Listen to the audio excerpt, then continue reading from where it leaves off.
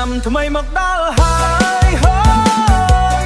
ឡងបិចភ្លឺពន្លឺស្រស់ស្អាតបងប្អូនខ្មែរជុំគ្នាទាំងអស់ចូលរួមកន់ត្រឹមឲ្យអស់ចិត្តពីស្រុកឆ្ងាយមករស់នៅទីនេះបេះដូងខ្មែរមិនដែលបាត់បង់ទេសំលៀកបំពាក់ប្រពៃណីស្រស់ស្អាតញញឹមស្វាគមន៍ឆ្នាំថ្មីយ៉ាងរីករាយ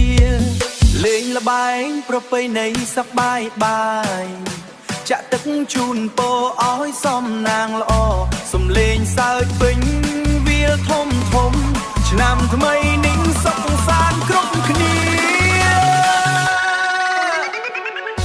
កន្ទ្រឹមចូលឆ្នាំ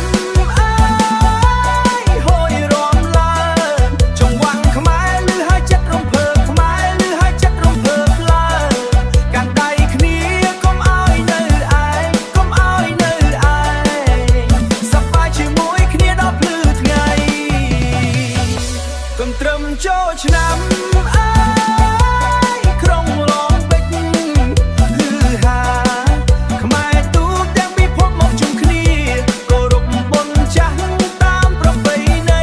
បេះដូងខ្មែររឹងមាំមិនបាត់បង់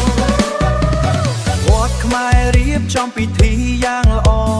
បួងសួងព្រះឲ្យជីវិតរីកចម្រើនកូនចៅគ្រប់គ្នាស្រឡាញ់សាមគ្គីជួបជុំគ្នាមានតែភាពសុខសាន្តហូយលោតឡើងលេងឲ្យអស់ចិត្តហៅមិត្តភក្តិជួលមកកាន់ទីនេះពីភ្នំពេញដល់ឡងបិចចូលឆ្នាំនេះយើងមិនភ្លេចដើមកំណើតកន្ទ្រឹមចូលឆ្នាំ